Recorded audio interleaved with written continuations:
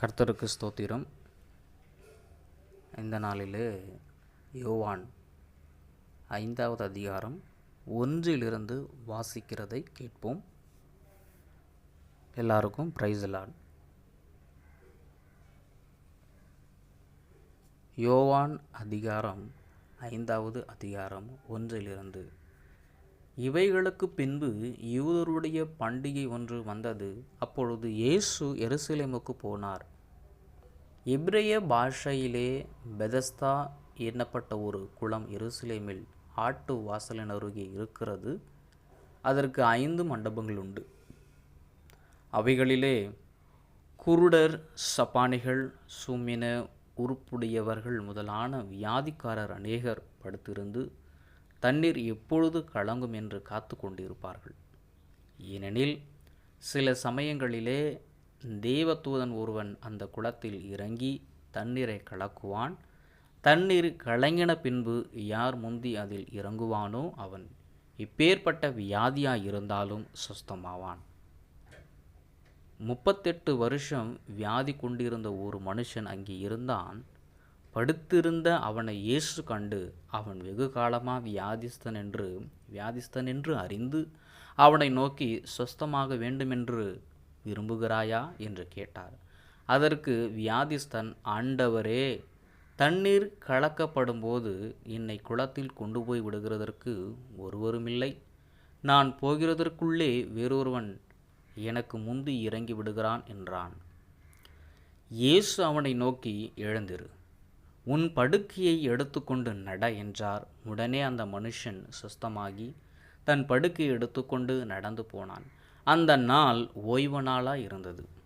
அதனால் யூதர்கள் குணமாக்கப்பட்டவனை நோக்கி, இது ஓய்வு நாளாய் இருக்கிறதே, படுக்கை எடுத்துக்கொண்டு போகிறது உனக்கு நியாயமல்ல என்றார்கள். அவன் அவர்களுக்கு பிரதியுத்தரமாக, என்னை சுஸ்தமாக்கினவர் உன் படுக்கை எடுத்துக்கொண்டு நடவென்று எனக்கு சொன்னார் என்றான். அதற்கு அவர்கள், உன் படுக்கை எடுத்துக்கொண்டு நடவென்று உன்னுடனே சொன்ன மனுஷன் யார் என்று அவனிடத்தில் கேட்டார்கள். சுஸ்தமாக்கப்பட்டவன் அவர் இன்னார் என்று அறியவில்லை. அவ்விடத்தில் ஜனங்கள் கூட்டமாயிருந்தபடியினால் இயேசு விலகியிருந்தார். அதற்கு பின்பு இயேசு அவனை தேவாலயத்திலே கண்டு, இதோ, நீ சுஸ்தமானாய், அதிக கேடானதொன்றும் உனக்கு வராதபடி இனி பாவம் செய்யாதே என்றார். அந்த மனுஷன் போய் தன்னை சுஸ்தமாக்கினவர் இயேசு என்று யூதர்களுக்கு அறிவித்தான். இயேசு இவைகளை ஓய்வு நாளில் செய்தபடியால் யூதர்கள் அவரை துன்பப்படுத்தி அவரை கொலை செய்ய வகை தேடினார்கள்.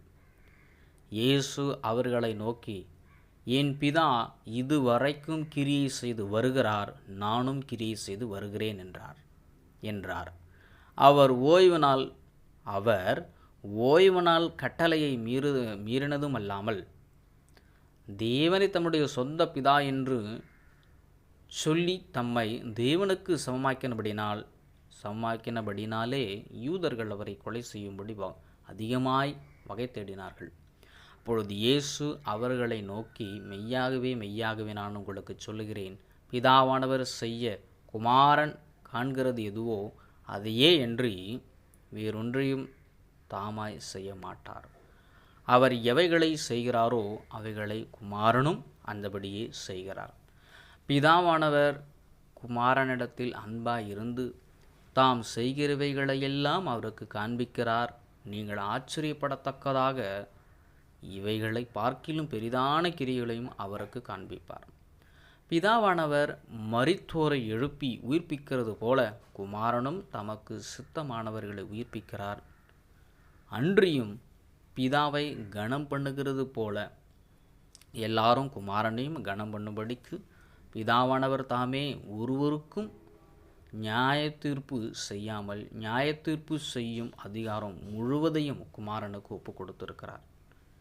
குமாரனை கனம் பண்ணாதவன் அவரை கனம் பண்ணின பிதாவையும் கனம் பண்ணாதவனாய் இருக்கிறான். குமாரனை கனம் பண்ணாதவன் அவரை அனுப்பின பிதாவையும் கனம் பண்ணாதவனாய் இருக்கிறான். என் வசனத்தை கேட்டு என்னை அனுப்பினவரை விசுவாசிக்கிறவனுக்கு நித்திய ஜீவன் உண்டு. அவன் ஆக்கினை தீர்ப்புக்குட்படாமல் மரணத்தை விட்டு நீங்கி ஜீவனுக்குட்பட்டிருக்கிறான் என்று மெய்யாகவே மெய்யாகவே உங்களுக்கு சொல்லுகிறேன். மரித்தோர் தேவகுமாரனுடைய சத்தத்தை கேட்கும் காலம் வரும், அது இப்பொழுதே வந்திருக்கிறது. அதை கேட்கிறவர்கள் பிழைப்பார்கள் என்று மெய்யாகவே மெய்யாகவே உங்களுக்கு சொல்லுகிறேன்.